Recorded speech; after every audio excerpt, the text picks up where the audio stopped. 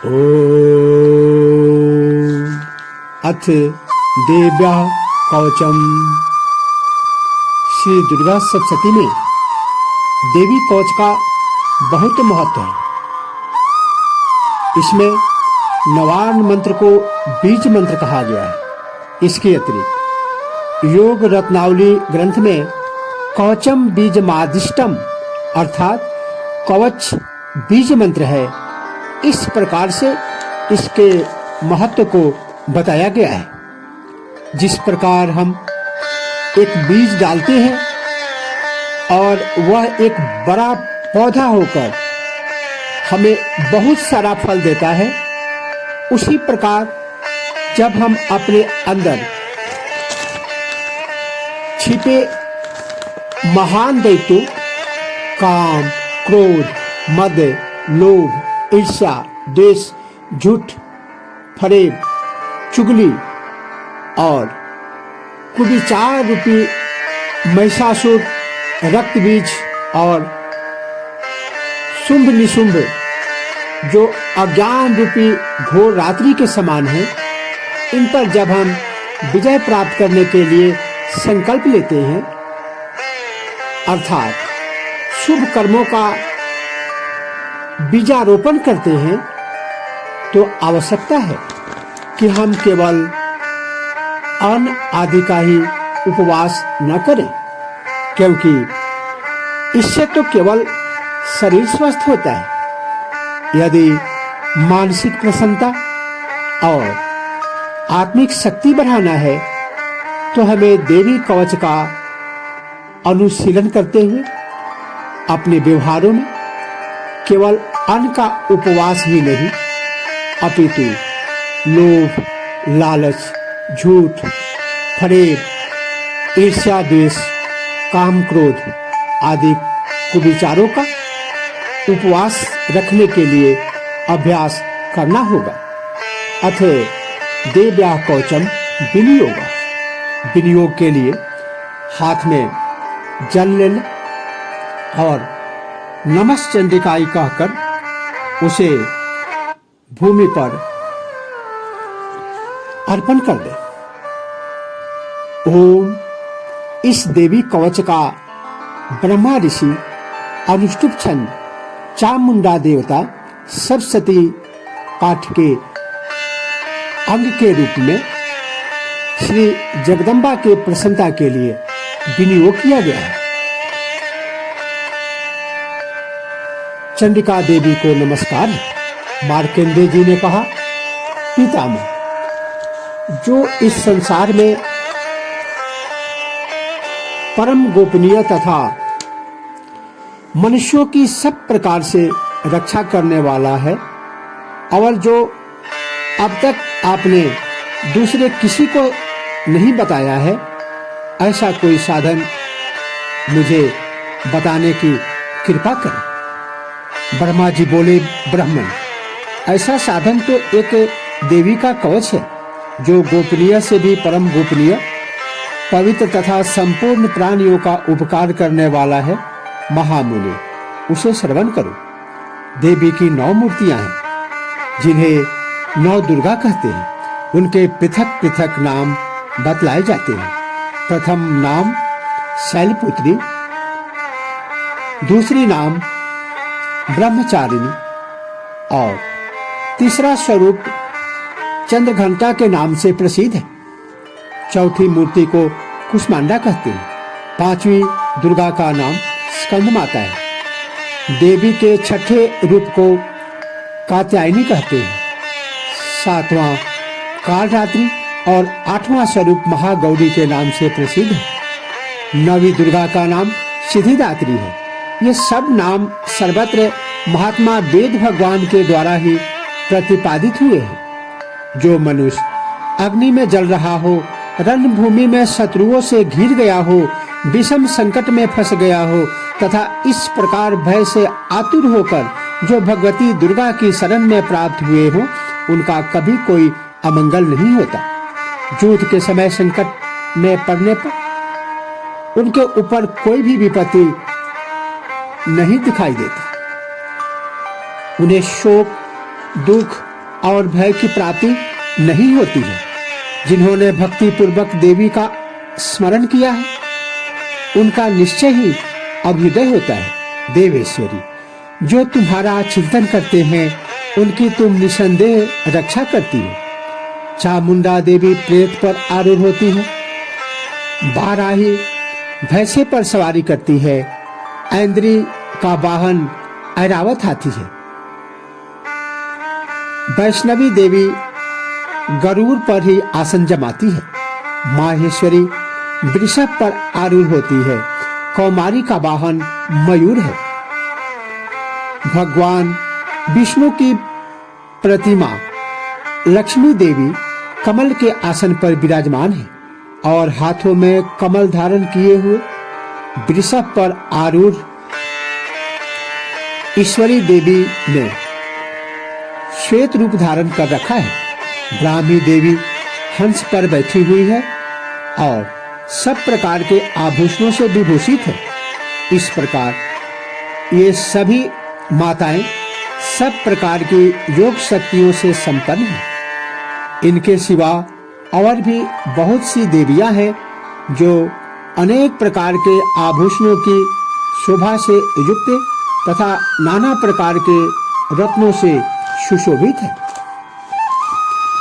ये संपूर्ण देवियां क्रोध में भरी हुई है और भक्तों की रक्षा के लिए रथ पर बैठी दिखाई देती है।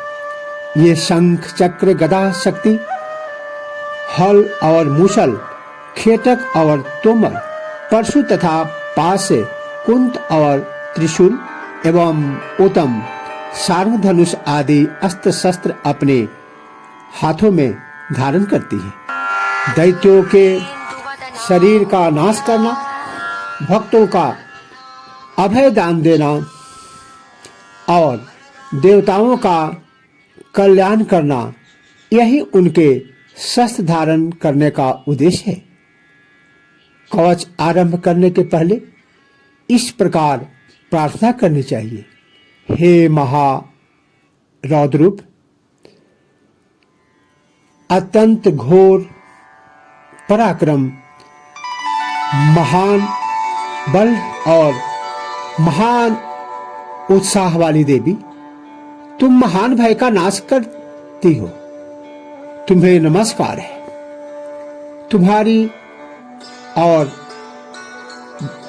तुम्हारी ओर देखना भी कठिन है। शत्रुओं का भय बढ़ाने वाली जगदम्बिके, मेरी रक्षा करो। पूर्व दिशा में ऐन्द्री मेरी रक्षा करे। अग्निकोण में अग्नि शक्ति, दक्षिण दिशा में वाराही तथा नैऋत्य कोण में खड्गधारिणी देवी रक्षा करे। पश्चिम दिशा में वारुणी और वायव्य कोण में मृग पर सवारी करने वाली देवी मेरी रक्षा करे। उत्तर दिशा में कौमारी और ईशान्य कोण में शूलधारिणी देवी रक्षा करें। ब्राह्मणी, तुम ऊपर की ओर से मेरी रक्षा करो और वैष्णवी देवी नीचे की ओर से मेरी रक्षा करे। इसी प्रकार 100 को अपना वाहन बनाने वाली चामुंडा देवी दसों दिशाओं में मेरी रक्षा करें। जया आगे से और विजया पीछे की ओर से मेरी रक्षा करें।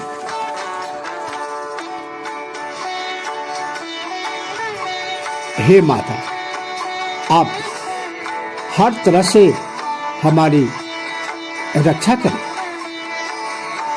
कालिका देवी कपोलों की तथा भगवती शांकरी कानों के मूल भाग की रक्षा करें। नासिका में सुगंधा और ऊपर के होठ में चर्चिका देवी रक्षा करें। नीचे की होठ में अमृत कला तथा जिह्वा में सरस्वती देवी रक्षा करें।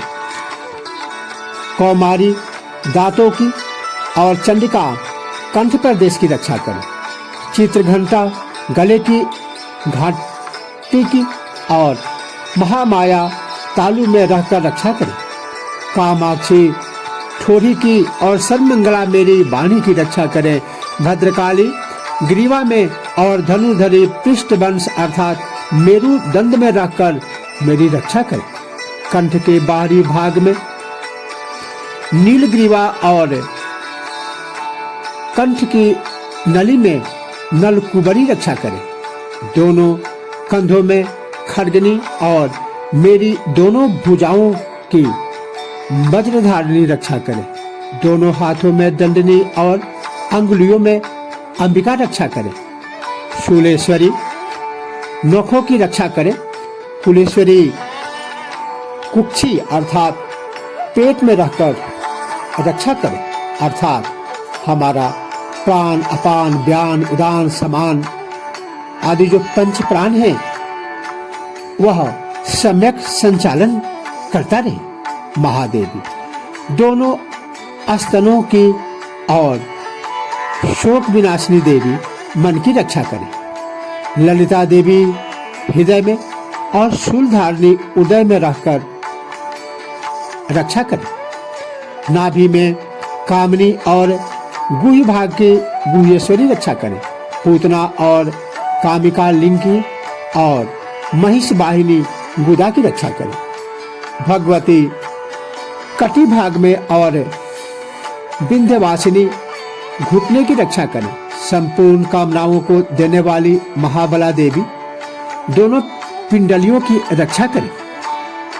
नारसिंही दोनों घुटनों की और तजसी देवी दोनों चरणों के पृष्ठभाग की रक्षा करें। श्री देवी पैरों की अंगुलियों में और तलवासिनी पैरों के तालुओं में रहकर रक्षा करें।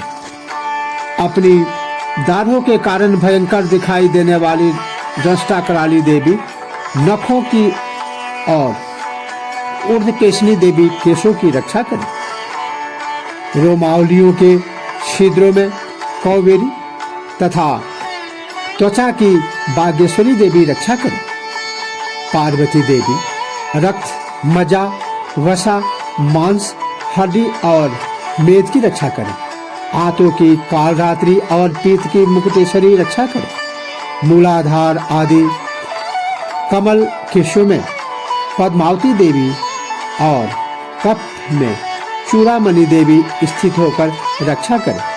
नख के तेज की ज्वालामुखी रक्षा करें, जिसका किसी भी अस्त्र से भेदन नहीं हो सकता, वह अभेद्या देवी शरीर की समस्त संधियों में रहकर रक्षा करें। ब्रह्मानी आप मेरे बीज की रक्षा करें।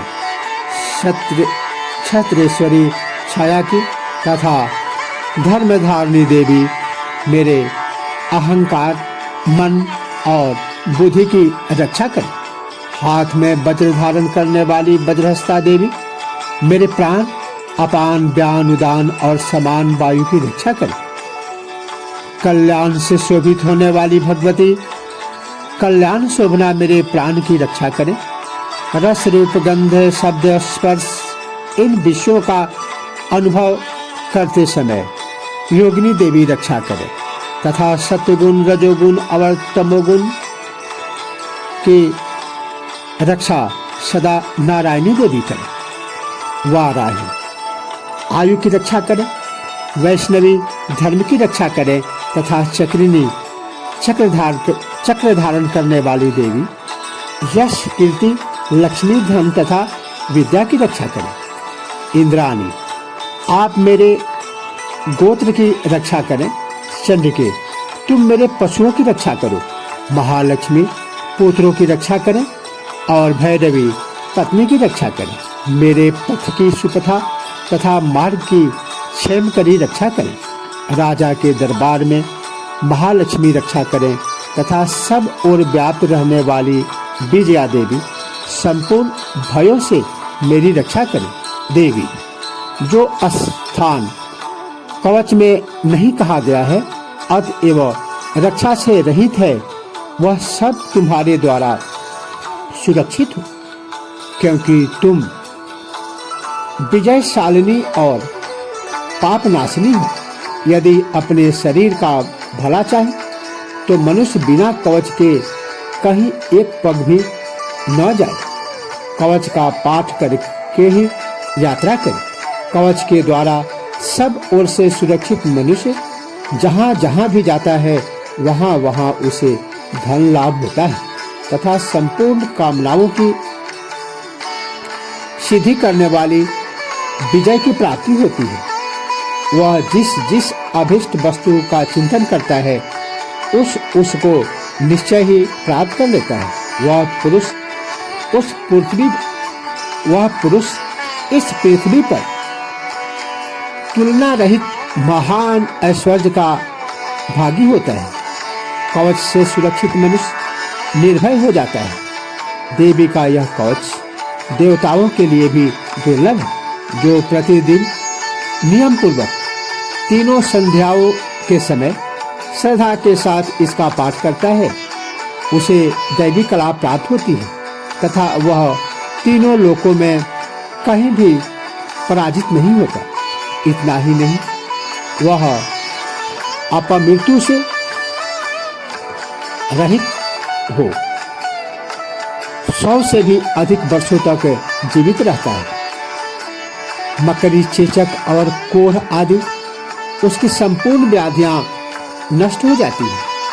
कनेर, भांग, अफीम, धतूरे आदि का स्थावर विष, सांप और बिच्छू आदि के काटने से चढ़ा हुआ जंगम विष तथा अहिफेन और तेल के संयोग आदि से बनने वाला कृत्रिम विष, ये सभी प्रकार के विष दूर हो जाते हैं। उनका कोई असर नहीं होता। इस पृथ्वी पर मारन, मोहन आदि जितने आभिचारिक प्रयोग होते हैं तथा इस प्रकार के जितने मंत्र यंत्र होते हैं वे सब इस कवच को हृदय में धारण कर लेने पर उस मनुष्य को देखते ही नष्ट हो जाते हैं। यही नहीं, पृथ्वी पर विचरने वाले ग्राम देवता, आकाशचारी,